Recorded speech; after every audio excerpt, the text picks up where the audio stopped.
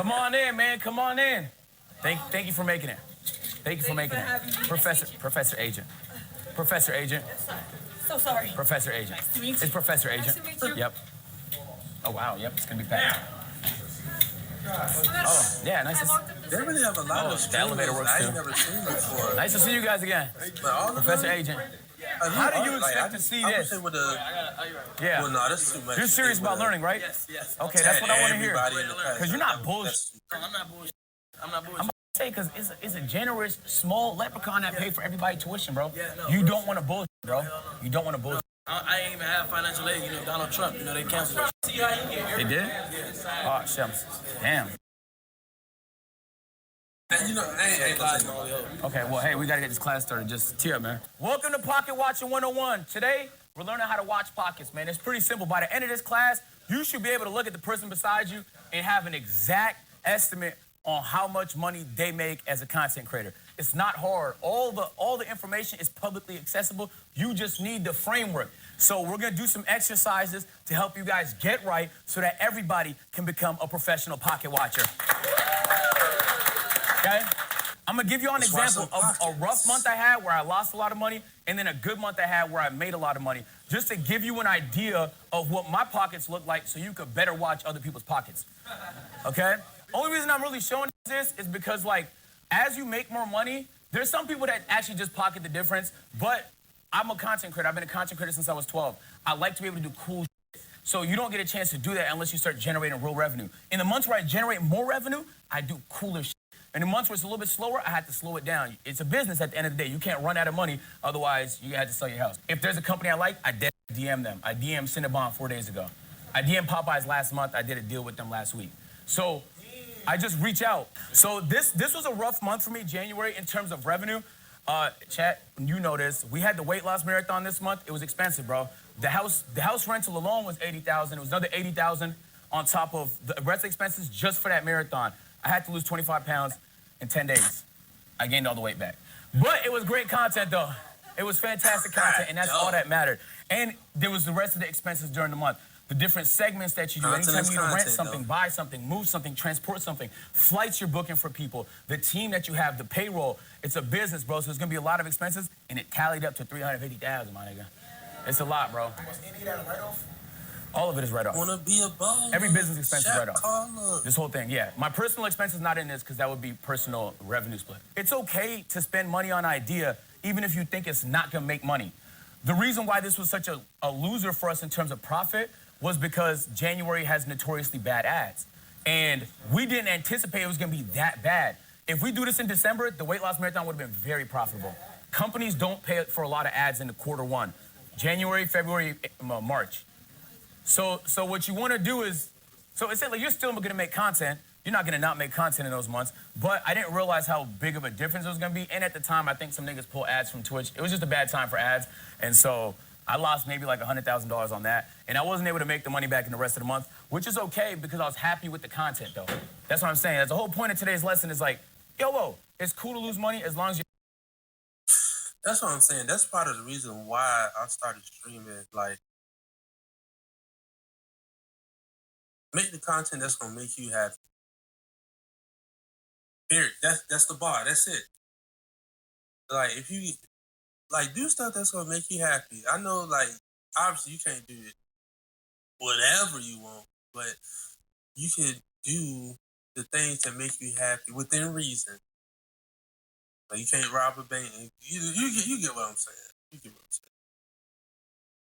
Some of y'all be too technical and literal. But yeah, you only get one life, far as we know. So why not live it to the best of your ability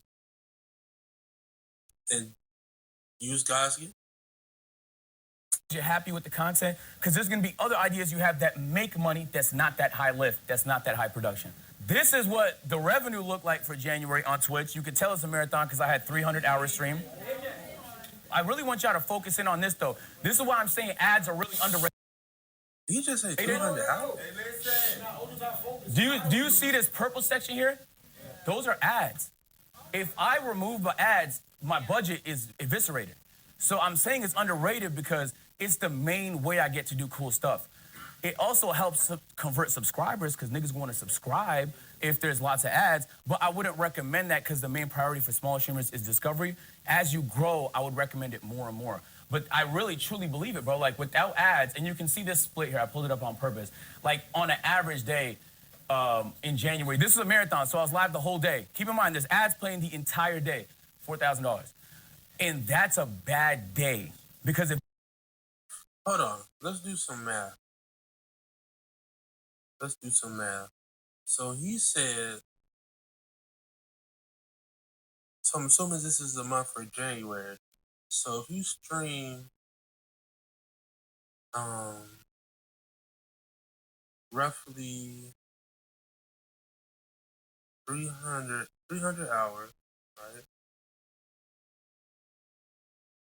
Hold on.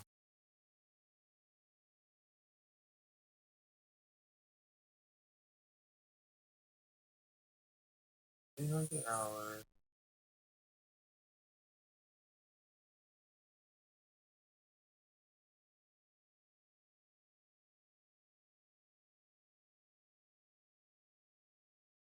I'm trying to get it right. So 300 and say divided by 31. So he basically streamed 9.6 hours every day for the month of January. Roughly. You know, some days he might stream a little bit more than others. So you got to account for that. But 300 hours, 8 hours a day, that's crazy. That is crazy. Like, that's his job. But like, if you have a 9 to 5 like me, it's possible, but bro, you don't have to sacrifice some sleep. I'm gonna let y'all know what month I'm gonna attempt this. This is insane.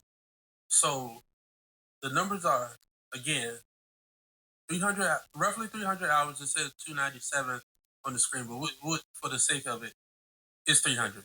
So 300 divided by 31 because it's 31 days in January. That's the month we're basing this off of. A little over 9.5 hours, 9.67 hours.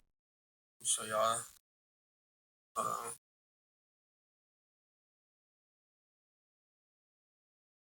Show y'all the whole number. Dim the screen. Maybe y'all can see it better now. Flip the screen so you can see it for real. But that's the number. That's crazy. But let's continue. If this was done in December, that's gonna be 20,000, 25,000. In the months where you are buying more, advertisers are spending more. Black Fridays, Thanksgivings, Christmases, that season hits hard. Summertime, people going on vacation. So this was Twitch, and this is what YouTube looked like in a little bit more of an optimized month. And keep in mind, like, these are just clips from the stream, bro. So if we take a look, also, I nailed it on brand deals. We had a lot of mega brand deals that month.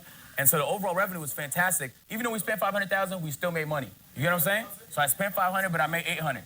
So that's a winner for us. You want to win more than you lose, because that's how you stay in business. But if you lose, it's not the end of the world. And I really want to say, like, now you have 282,000. What's your next big idea? You get what I'm saying? That's what money does. Like, what's your next big idea? Like, Streamer University, boom. Like, you guys all... A good takeaway. So from what I've seen, what I noticed from Mr. Beast and them, so what they do, they'll take a lot of the revenue. Of course, they'll pocket a little bit. But with Mr. Beast, he pours a lot of his revenue from the last video into the next one. So it's a domino effect. So each video can get bigger, better, more outrageous, more outlandish. You know what I'm saying? Like the video when he cured, I think it's 1,000 or 2,000 blind people. But that one in particular, it didn't get as much views as the other stuff. But you would think that something like that would be one of his best videos with the most views. But for some reason, it didn't perform that way. It might have changed now, but back a while ago, that situation stands. We should check that out later. But let's continue. Excuse me. I imagine are creatives. Like you have good ideas in your notes, in your textbooks, in your phone. Like that's what helps make it happen. But it's not. But I also don't think you spend 100% of it on that though. That's why Webull is sponsoring this right here. Because you should also invest it. Whatever avenue you choose to do it in. It could be real estate. It could be investing in stocks. It could be in whatever you feel comfortable in. Get informed. If you need a great trading platform, Webull is your platform.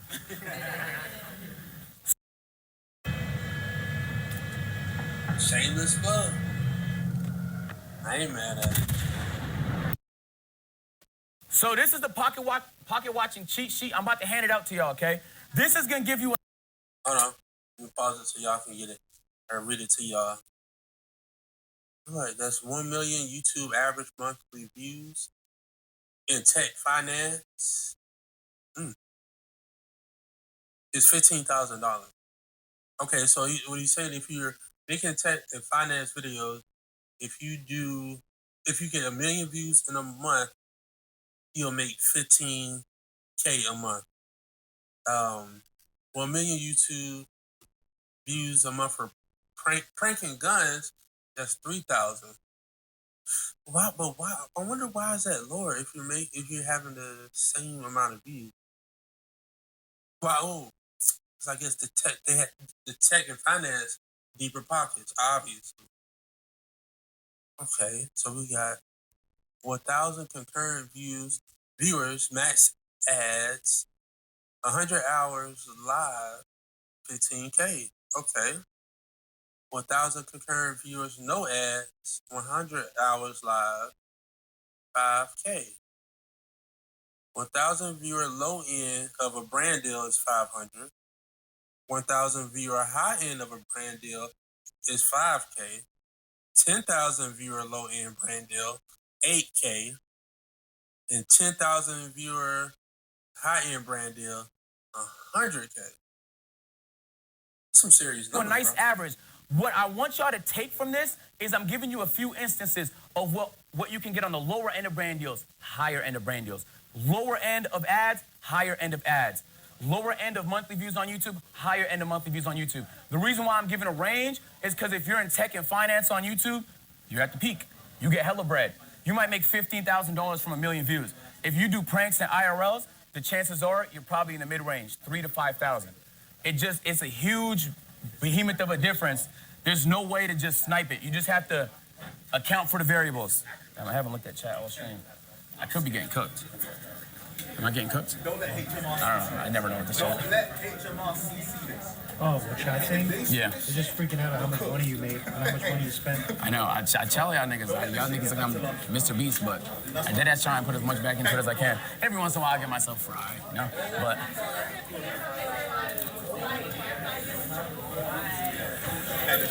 depends on RPM. You're right, but the RPM is the range. That's what I'm talking about. You know, finance niggas get a higher one, prank niggas get a lower one. So I want y'all to take a look at this cheat sheet. What you need to understand about pocket watching is that it's all variable. You'll make, hold on, quiet down. You'll make more money in September than you will in February. It's true. So that has to be accounted. Maybe you had a peak month. You can't say a nigga makes that every month. Maybe you had a bad month. You can't say a nigga makes that every month. It's impossible. So you have to account for all the variables. There's a lot. What ad rate they run, right? Even the length of their YouTube videos, because you could fit more ads in a longer YouTube video. That's why a lot of people run them VOD channels, because it's an 8-hour video, bro. You could span that bitch with ads. Like, there's so many variables. I know I told y'all I watched this before, but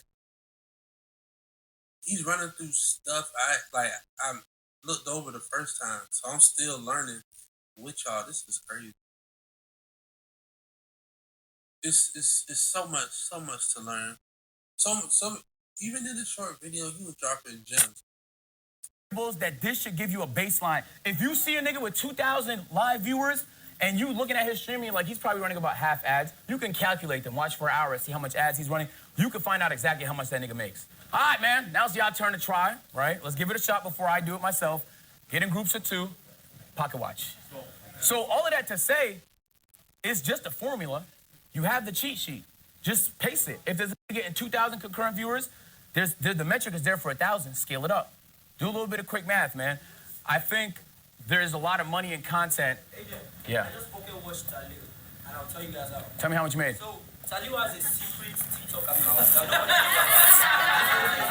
So that TikTok account, Tali posts 6 times a day. Damn. 1 minute low? He makes from that in a month, he makes $134,400 in 1 month off TikTok. He has Snapchat, he posts 23 times a day because he likes LeBron. So when he posts Twitter, he makes $35,000 a month. And then from Twitch, I didn't make $240K a month. I love that initiative. Let's clap it up for him. No cap, though. Deadass, that's how easy it is. Like, you kind of have a lot of what I do is based on, like, what I'm hearing, and even what I'm making, I can base it off of that. But you have the knowledge now. Like, you can pocket watch whoever you want to. I also want to say, like, there's a lot of money in content now, and that's a lot of the reason why people are getting into content. Those are frauds, okay? A lot of you people here, the reason why you got here is because you genuinely enjoy creating content, that you're a creative, and that you want to see your ideas become reality. And so don't lose sight of the creative aspect because you're too busy chasing money, but don't lose sight of the money because you're too busy trying to be creative. At the end of the day, it's hand in hand. Your ability to do both is your ability to operate and execute. Must do's before we head out. First thing you got to do is bet on yourself. If you're afraid to do the idea because you think it might backfire, you don't believe in yourself. That doesn't mean take dumb risks, all right? Some of my risks, as I showed you, did not pay off financially, but it paid off for me. It fulfilled me as a content creator. So once you start to generate more, work with that. That's your operating budget. Now you have an opportunity to cook a little bit more. Help grow your stream. I think consistency is important. In my 3rd class on Sunday, I'm going to get more into strategy on how to grow as a streamer and stuff I learned and stuff like that. And I also want it to be cooperative. Like, if there's things other people learn, we're going to share it as a class so we all learn. But for today, I'm really just focused on the pocket watching aspect. Bet on yourself, bro. If you don't believe in yourself, who the f will? The purpose of this talk was I kind of wanted it to be funny, like packaging-wise, pocket watching. But I hope you at least learned, like, one thing that can help you make a little bit more money, bro. Deadass, I hope you did. Appreciate y'all, man. Wait till the day. All right, he got another video. All right, y'all. Class dismissed, man.